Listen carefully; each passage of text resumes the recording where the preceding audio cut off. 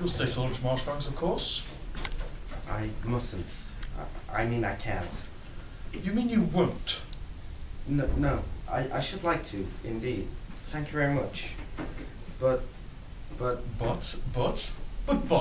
If you'd like to stay, then stay. If you're shy, go and take a turn in the park. Write some poetry till 1:30. Then you can come back and have a good feed. yes, I should like that. But the truth is, Mrs. Morell, she said she didn't think you'd ask me to stay to lunch. But if you did, that I was to remember that you really didn't want me to. She said I'd understand, but I don't. Please don't tell her I told you. Oh, is that all? Won't my suggestion that you take a turn in the park meet the difficulty? How? Why, you duffer! No, I won't put it in that way. My dear lad, in a happy marriage like ours, there is something very sacred in the return of a wife to her home. An old friend or a truly sympathetic soul is not in the way of such occasions, but a chance visitor is. Now, Candida thought I'd rather not have you here, but she was wrong. I am fond of you, my lad, and I should like to show you just how happy it is to be married as I am. Happy? Your marriage? You think that? You believe that? I know it, my lad. Last recalled said, there are convenient marriages but no delightful ones. You do not know the trouble of seeing through and through a rotten cynic like that fellow. Now off with you, to the park, and write your poem. 1:30 sharp. Mind we don't wait for anybody.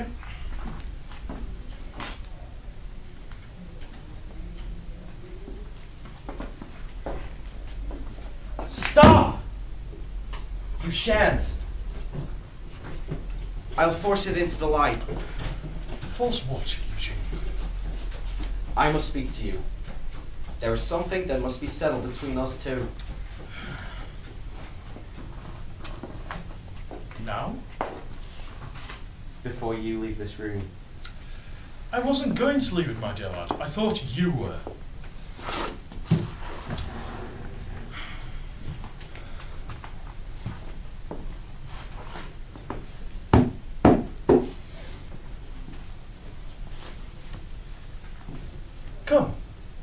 Come, sit down.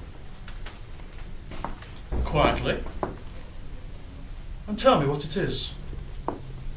And remember, Eugene, we are friends, and need not fear that either one of us will be patient and kind to one another. Whatever it is may I have to say. Oh, I am not forgetting myself. I am only full of horror. You shall see whether this is a time for kindness and patience. Don't look at me in that self-complaint way. You think yourself stronger than I am. But I should stagger you if you have a heart in your breast. Then stagger me. Out with it, my boy. First,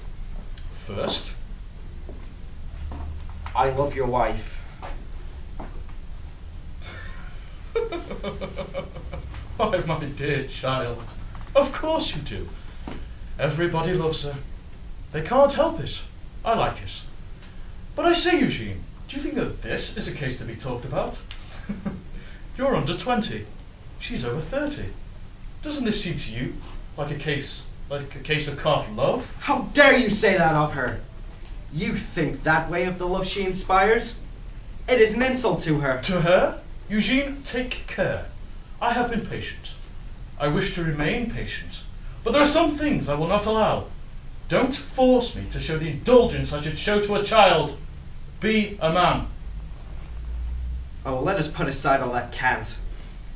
It horrifies me when I think of all the doses she has had to endure in all the weary years in which you have selfishly and blindedly sacrificed her to minister your self-sufficiency.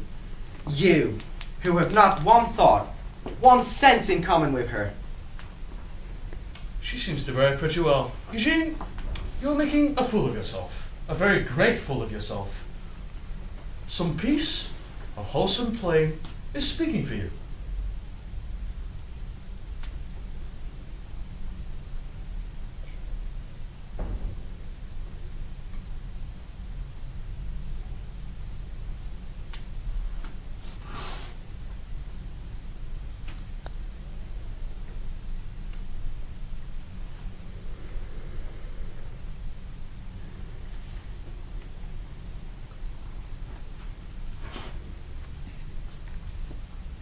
Pick it up somewhere.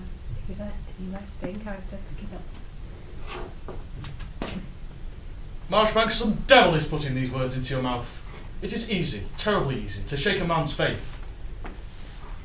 To take advantage of him is devil's work. Take care in what you are doing. Take care. I know. I'm doing it on purpose. I told you I should stagger you. Eugene, listen to me. Someday, I hope and trust, you will be a happy married man like me. You will be working with all your might and valour to make every spot on this earth as happy as your own home. You will be one of the makers of the kingdoms on earth. And who knows? You may be a master builder for where I am only a humble journeyman. For don't think, my lad, young as you are, that I cannot see in you promise of higher powers that I could ever pretend to. I well know that it is within the poet, within the Holy Spirit of man, is most godlike. It should make you tremble to think that the heavy burden of great gift may be laid upon you. It does not make me tremble. It is the want of it in others that makes me tremble. Then help to kindle it in them, in me, not to extinguish it. Eugene, in the future, when you are as happy as I am, I will be your true brother in faith. I will help you to believe that God has given us nothing but a world, that nothing but our own folly keeps us from having a paradise. I will help you to believe that every stroke of your work is nothing but for the sowing of happiness, for the greatest harvest, even the humblest shall one day reap.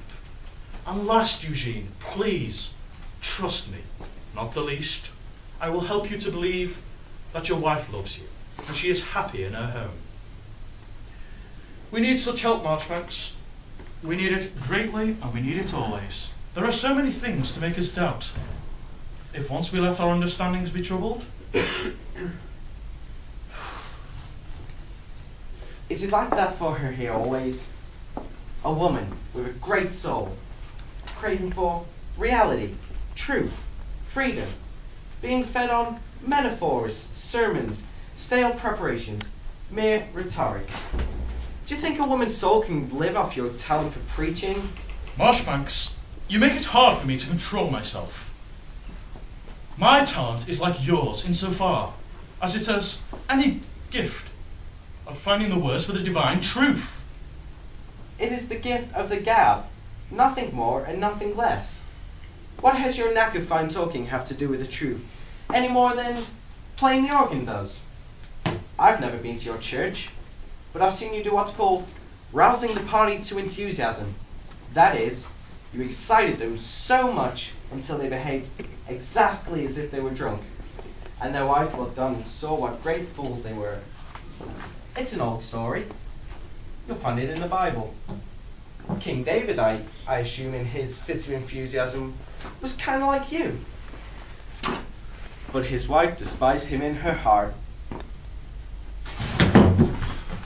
Leave my house, do you hear me? Get off me! Leave me alone!